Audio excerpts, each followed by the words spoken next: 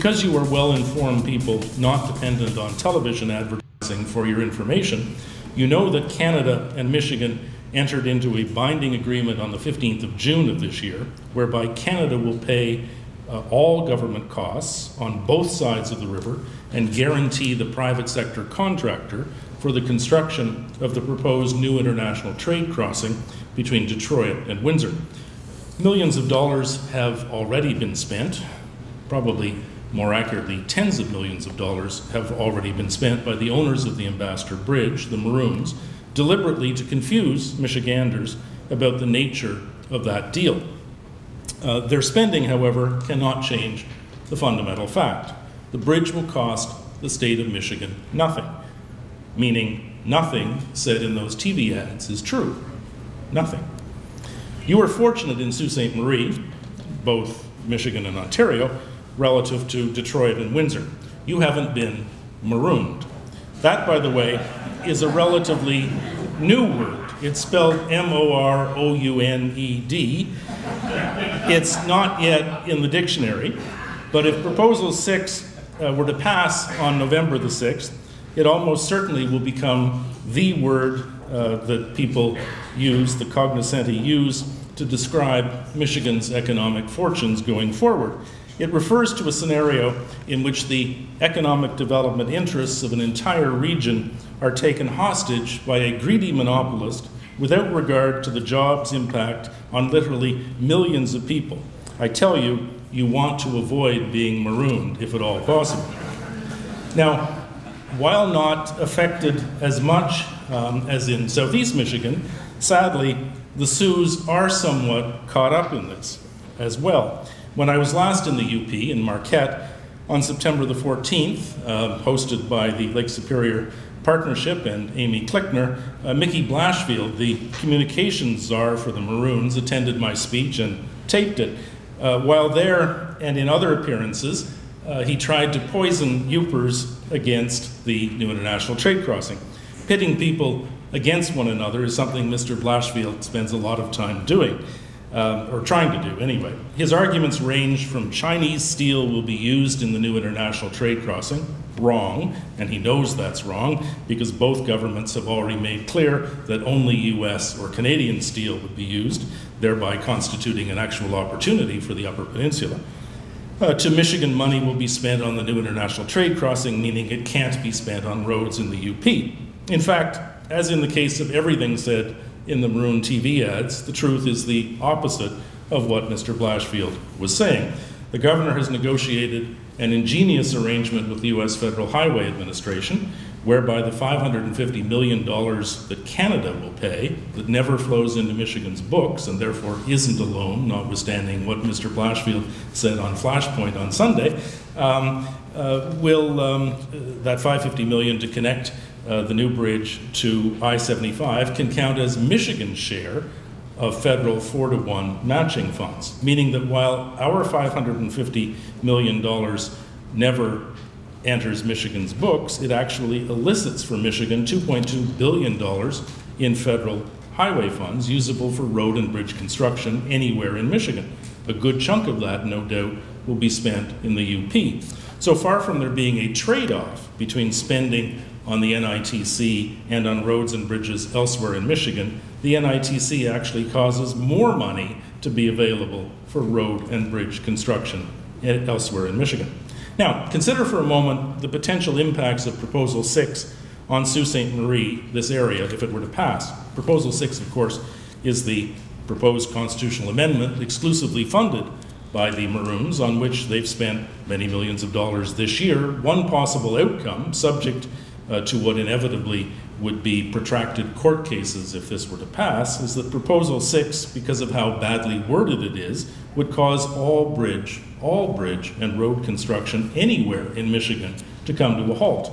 Imagine if you needed to have any and all UP road and bridge projects approved in a statewide referendum before they could proceed. Imagine another scenario, a more limited one, but one with direct applicability to the Sioux. Suppose at some point that the international bridge needs to be replaced. One of the reasons we want to see additional capacity built at Detroit is precisely because we can't possibly know how long the Ambassador Bridge, which is 83 years old and was built in an era when bridges were built to last 50 years, how long it will last. No bridge, not even the international bridge, will last forever. Unambiguously, the international bridge is international. Replacing it absolutely would require, if Proposal 6 were to pass, a statewide referendum in order to proceed. In fact, a statewide referendum would have to be held even before MDOT could spend any money studying alternatives for a new span. Now, suppose that in their greed, and they are unambiguously greedy, the Maroons stopped the NITC from being built, thereby preserving their monopoly at Detroit. Suppose they then decide that traffic crossing at Sault Ste. Marie constitutes unwanted competition for their bridge. So they would spend a few $1 million in that referendum, telling the people of Michigan that no new bridge at Sault Ste. Marie was necessary. Spending money on referenda is something that they do. Proposal 6 is winning in the polls today, albeit narrowly, precisely because the Maroons are willing to spend any amount of money to try to stop competition. Do folks in the Soo really want to make yourselves liable to being marooned down the road? Finally, what any voter would perceive in an environment not so poisoned by the Maroons is that the NITC, the proposed new bridge, is unambiguously good for the Michigan economy, the entire Michigan economy, the Ontario economy, and for the industrial heartland generally. The Soo Area Chamber clearly understood that when they endorsed the new bridge more than a year ago, the NITC. For one thing, building it will create lots of jobs in Michigan. Admittedly, many, but not all of those jobs, by any stretch of the imagination, will be in Southeast Michigan. The Maroons want Yoopers to be jealous of that. As I said earlier, pitting people against one another is something they love to do. But shouldn't any and all parts of this state celebrate economic growth generally? More tax revenues into state coffers as a result of this project and the growth that associates with it and the more competitive investment climate that flows from it, a Detroit that enjoys some measure of revival. Aren't those good things for Michigan, generally speaking? For what it's worth, we think they're good things for Canada. But mostly what the NITC is about is ensuring the ongoing attractiveness of the investment climate in Michigan and the industrial heartland. Reliable transportation capability is a precursor to companies deciding to expand and grow, or alternatively, if it's not in place, to move elsewhere.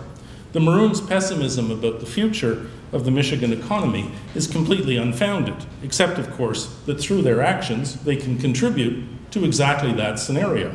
Shame on them. The Government of Canada rather prefers the scenario enunciated by our Prime Minister when he visited Michigan on June 15th to announce with Governor Snyder that a Canada-Michigan agreement to proceed with the NITC had been reached. He called this bridge and Canada's commitment to shoulder all of the financial burden associated with it, so that Michigan would bear none, a Canadian investment in the future of North American manufacturing.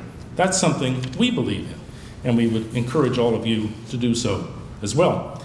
In many respects, therefore, the NITC is about ensuring the long-term viability of the I-75 corridor, the corridor you anchor here at the Soo. In Canadian eyes, in Governor Snyder's eyes, I believe, in the eyes of the Republican and Democratic leadership in your legislature, this isn't a partisan thing at all, including in the eyes of your Senator Howard Walker, building the NITC and proceeding with improvements to the international bridge will ensure that reliable transportation capacity exists here in the Soo as well as in Detroit, and firms will have no reason to move to northern New York State or elsewhere. They will feel they can continue to prosper right here, up and down the length of the I-75 corridor. The two Soos, in our view, have got things right. Collaboration means that the whole is greater than the sum of the parts. Other Michigan and Ontario cities should take a page from your book. It's an exciting time to be representing Canada in Michigan. It should be a time of great optimism for Canadians and Michiganders alike. Together, let's keep doing the things that involve building, growing, trusting, working together, and let's reject the naysayers, the dividers, and those who think we should all be content with the status quo. Thank you very much for your time.